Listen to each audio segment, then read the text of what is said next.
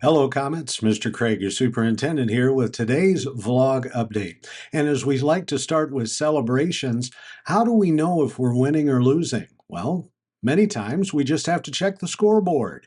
Several teachers are here to talk about different scoreboards that are running in the buildings to help keep track of achievements as we go throughout the year.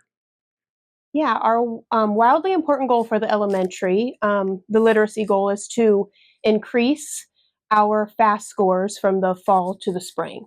And so our scoreboards reflect how they're doing on that Lexia program. And as they pass levels, the students get to interact with the scoreboard and, increase their, some of the classrooms have little race cars that they use. And so the kids move their race cars, or ice cream scoops. The kids get to interact based on the levels that they pass within the program. We are actually in the midst of taking our winter FAST assessment right now, and the growth is incredible. Like, we're seeing tons and tons of growth from the kids.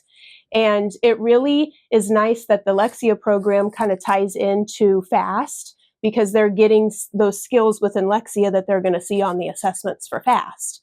So the kids love the scoreboards, and I think that has been a really positive thing for them, and they want to interact with those scoreboards that are out in the hall. It's fun for them, and so I think that's helped make progress too within the building. So to increase multiplication fact fluency. So our scoreboard shows anywhere from facts from 0 to 110 plus. So the goal is we want the X's to move down the field, so they're at the 110 plus range. We also are hoping that by improving this, we can also improve stuff like during our lessons. So other stuff as well while we're teaching. Kids are quicker at knowing their facts. We're able to get through like our curriculum quicker as well.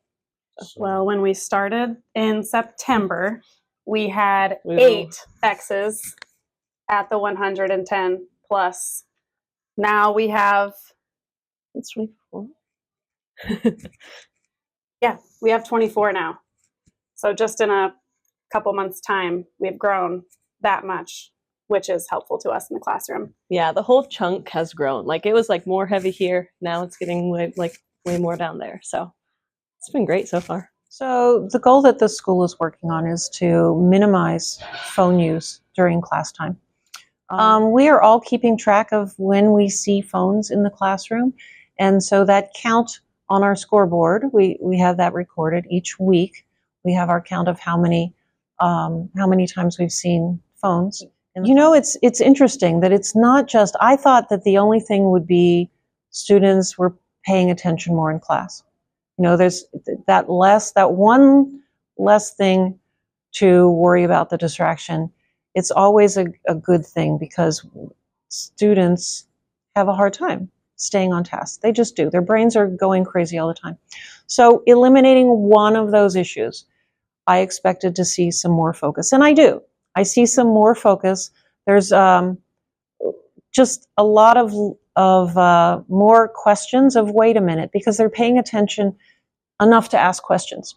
The thing that I didn't expect that is actually happening is, say a student finishes a test earlier than other students. So in general, usually what they would do, they'd turn in their test, they'd pull out their phone, and they'd be on their phone.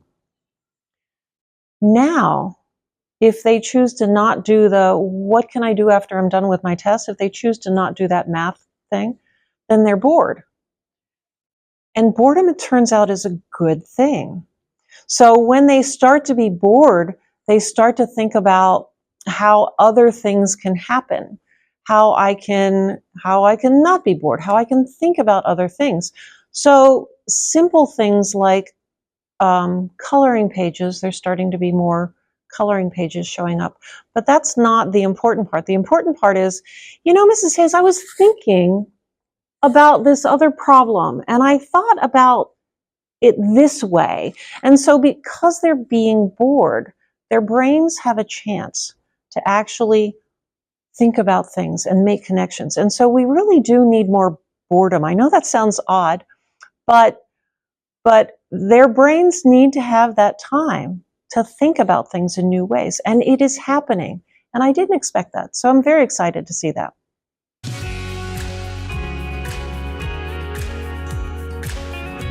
Open enrollment provides families with flexibility if work or daycare or life in general takes them out of the city they live in.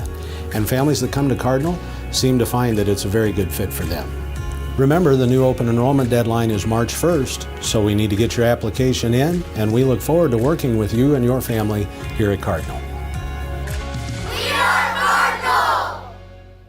It's hard to believe that we're already talking about the 2025-2026 school year, but it's coming around the corner, and we want to let you know that preschool registration is now open. You can contact the elementary for more information, or you can come to our in-person registration event on February 3rd, 2025. It'll be from 8 a.m. to 6 p.m. More information is available on our district Facebook page. We hope you'll consider joining us at Cardinal Preschool. That's all for today. Thank you for tuning in to this episode of the vlog, and tune in again next time for more about what's going on at Cardinal Community Schools. Until then, we hope you take care of yourself and each other. The future is us. We are Cardinal.